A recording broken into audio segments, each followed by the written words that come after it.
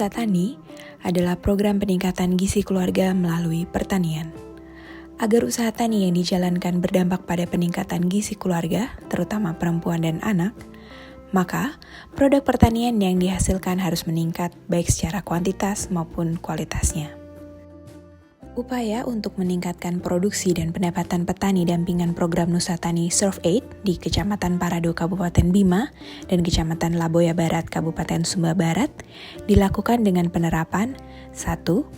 Praktik-praktik budidaya yang baik atau GAP. 2. Praktek panen dan penanganan pasca panen yang baik atau GHP. 3. Praktek pengelolaan usaha tani yang baik atau GFP. Nah, pada kesempatan kali ini kita akan mengikuti sekolah lapang tentang praktek-praktek panen dan penanganan pasca panen yang baik untuk komoditas tomat dan kol bunga. Teman-teman, apa kabar? Baik. Baik, Pak. Ibu, gimana kabar? Ya. Nah, jadi hari ini kita akan belajar bersama di Demo Farm. Jadi saya selaku agricultural specialist Serve Aid ingin mengajak Bapak Ibu, teman-teman untuk belajar GHP namanya, atau Good Handling Practices. Kalau kan bahasa Indonesianya itu adalah praktek panen dan pasca panen yang baik. Nah, kali ini kita akan praktek panen untuk tomat dan bunga kol. Nah, ini adalah demo farm yang sengaja kita buat untuk tempat belajar masyarakat di Desa Lere ini.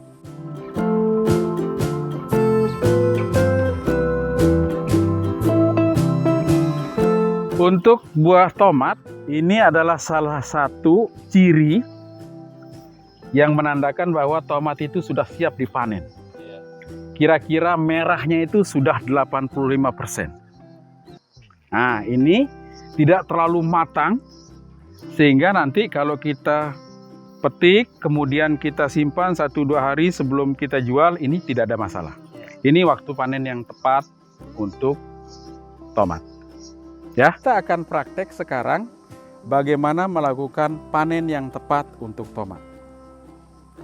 Misalnya di sini, saya ambil ini ya. Ini tidak perlu diputar buah tomat, Pak. Bapak, teman-teman ya. Pegang, tekan, putus. Nah, salah satu yang menjadi kunci kualitas tomat yang baik itu adalah tangkai buahnya itu tidak putus, tidak jatuh. Ini juga akan menjamin daya simpan tomat itu lebih lama. Kalau ini lepas, harga di pasar bisa jatuh. Kalau ini lepas juga, bakteri bisa masuk lewat bekas ini, tangkai buah ini, dan membuat tomat kita jadi busuk. Jadi paham bagaimana cara panen yang tepat? Paham. Baik. Kalau begitu saya minta beberapa orang dari kita, atau boleh semua juga untuk mencoba bagaimana melakukan panen yang tepat.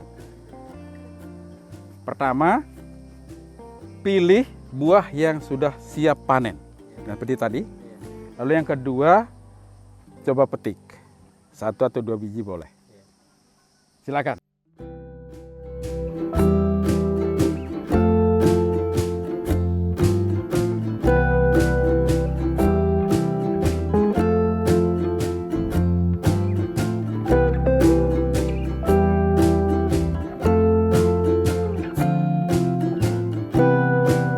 Tadi kita sudah mulai bagaimana menentukan kapan panen tomat dan bagaimana cara petik tomat.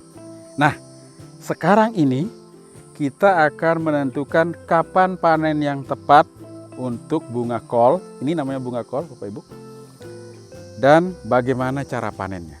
Ini kenapa disungkup, kenapa dijepit? Ini maksudnya supaya bunga tidak terkena sinar matahari. Kalau terkena sinar matahari langsung, ini bunga jadi kuning. Nah, jadi 3 atau 5 hari sebelum panen, ini disungkup dulu. Menggunakan ini, baru setelah menjelang panen kita buka.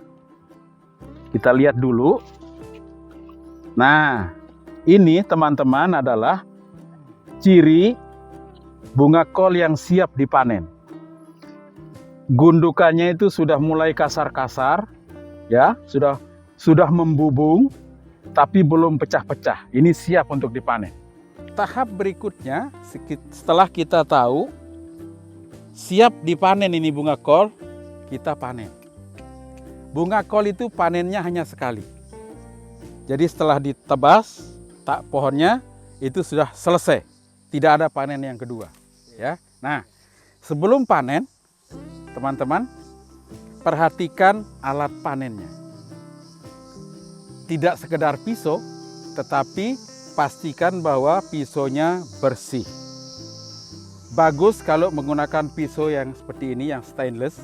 Ini tidak ada karat, ya, mudah dibersihkan, tajam lagi, ya. Kalau berkarat, itu nanti bisa menjadi penyakit bagi kul ini. Ketika kita kemas, itu bisa jadi busuk. Itu sebabnya pisaunya harus yang tidak berkarat. Nah, bagaimana panennya? Perhatikan. Pegang dengan tangan kiri, lalu tebas. Nah, ini cara panennya. Ini tidak cantik ini. Ini harus dibuat cantik. Jadi, buang dulu ini, daun-daunnya dibuang. Daun tuanya dibuang semua. Baru sisakan 2 atau 3 saja helai daun, potong. Ya. Nah, kayak begini. Nanti ngemasnya itu seperti ini. Sisakan daun supaya tetap kelihatan segar, cantik. Dan ini juga bisa menambah berat. Ya. Kalau ada bekas gigitan ulat, itu tidak soal. Itu artinya bunga kol ini sehat, ya. Tidak terkena racun. Kalaupun mungkin sudah disemprot dulu waktu dia kecil. Sekarang kita tidak semprot, itu untuk menjaga kesehatan konsumen. Ya. Jadi bunga kol itu kalau sudah menjelang panen, itu tidak boleh disemprot pakai racun. Supaya tidak membahayakan bagi manusia.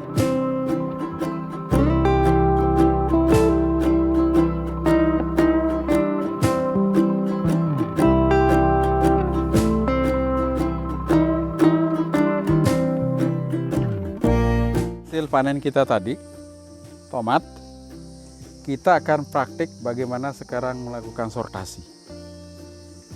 Sortasi itu adalah proses memisahkan kotoran-kotoran, buah rusak, mungkin ada lumpur, ada bekas digigit burung, digigit ulat, itu kita akan singkirkan dulu. Nah, itu yang kita akan lakukan pada proses sortasi ini. Ini kita tumpah dulu. Ya. Nah. Ini kan kalau kita panen dari lahan, ini ada banyak nih kotorannya nih, ya kan? Ya. Kalau kita jual ke konsumen, dia pasti tidak mau beli, ya kan? Nah, untuk itu proses yang harus kita lakukan sekarang adalah melakukan sortasi. Saya tunjukkan bagaimana caranya, kemudian nanti teman-teman melanjutkan prakteknya, ya. Jadi ini ada buah busuk, pisahkan. Ada buah kecil mentah, pisahkan. Ada ini juga, ini masih mentah dan ada banyak sampah, pisahkan. Semua dipisahkan. Nanti yang tersisa adalah buah yang betul-betul matang dan tidak ada cacatnya. Itu. Ini termasuk sampah-sampah, ini pisahkan dulu semuanya. Seperti itu. Itu namanya proses sortasi.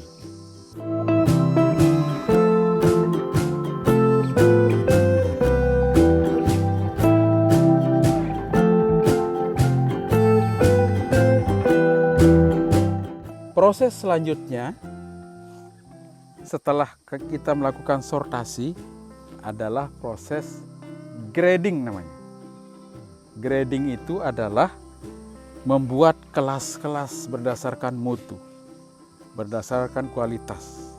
Nah, kalau misalnya dalam keadaan begini, tomat kita ini sudah baik semua, ya kan? Tapi kemudian ada yang kecil, ada yang besar.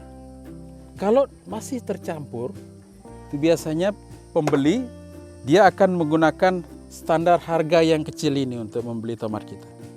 Nah, kita ingin supaya tomat kita yang besar-besar harganya beda dengan yang ukuran menengah. Kita juga mungkin nanti akan pisahkan dengan ukuran yang paling kecil.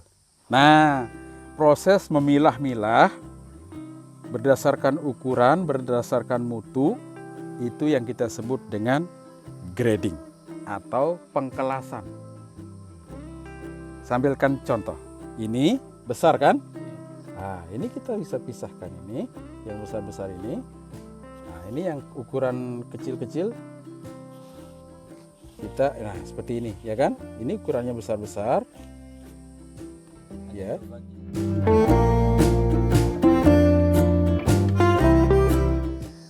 Proses panen dan penanganan pasca panen yang baik untuk tomat, untuk cabai, untuk terong, untuk bunga kol, itu kita mulai dengan satu, menentukan saat panen yang tepat.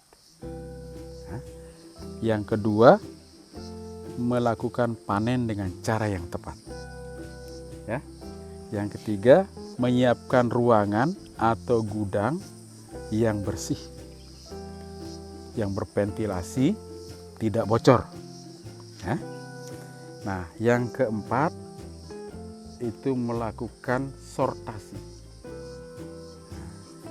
Berikutnya, kita harus melakukan grading. Ya. Nah, yang terakhir adalah melakukan pengemasan. Mengikat, memasukkan dalam keranjang, membungkus, itu adalah bagian-bagian dari proses pengemasan. Lalu produk bisa dijual. Ya. Dengan melakukan proses penanganan panen dan pasca panen yang baik, produk kita itu daya simpannya itu lebih lama. Yang kedua, lebih higienis. Jadi yang ketiga itu lebih aman untuk dikonsumsi. Karena terhindar dari pencemaran jamur dan bakteri yang bisa membahayakan bagi manusia. Nah, yang terakhir itu produk kita itu kalau kita jual itu lebih menarik. Konsumen lebih puas. Dengan demikian, produk kita itu bisa memperoleh harga yang lebih baik. Begitu ya? Baik. Terima kasih atas kehadiran Bapak-bapak, teman-teman. Sampai ketemu di proses belajar berikutnya.